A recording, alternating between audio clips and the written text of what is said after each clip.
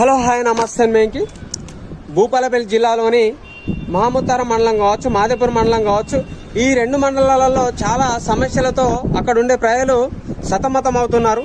అయినా కూడా అక్కడ ఉండే ఎమ్మెల్యే పట్టించుకోకపోవడం చాలా దురదృష్టకరం, చాలా బాధాకరం కూడా.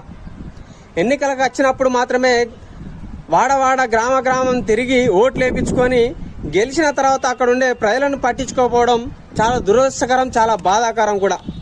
ఈ మహముతారం మండలంలోని ఇది నిమ్మగూడెం, యత్నారం, సింగంపల్లి ఈ మూడు గ్రామాల మధ్యలో తాడు రోడ్డు నిర్మించుకోనికి బీఆర్ఎస్ ప్రభుత్వంలో 16 కోట్లు మంజూరు చేసిన దానికి అటవీ శాఖ అధికారులు పర్మిషన్ ఇవ్వలేదు.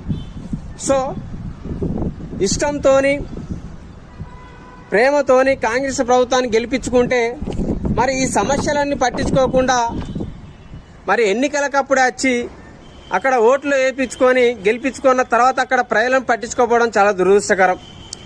ఆడ యత్నారం సింగంపల్లి ఈ మధ్యలో తాడు రోడ్డు లేనే లేదు. అక్కడ గత 7 సంవత్సరాల నుండి అక్కడ రోడ్డు నిర్మాణం లేక అక్కడ ఉండే ప్రజలు చాలా అవస్థలు పడుతున్నారు. అయినా కూడా ఇష్టంతోని ప్రేమతోని గెలిపించుకున్న మరి ఎమ్మెల్యే ఏం చేస్తున్నాడు? ఆ సమస్యలను పట్టించుకోవాలి కదా.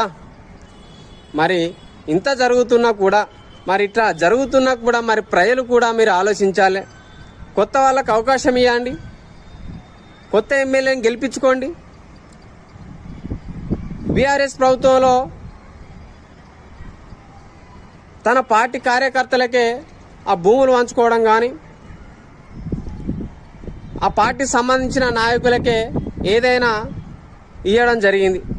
ఇప్పుడు కాంగ్రెస్ ప్రభుత్వం వచ్చేసరికి అదే కోవలో కొనసాగడం జరుగుతుంది.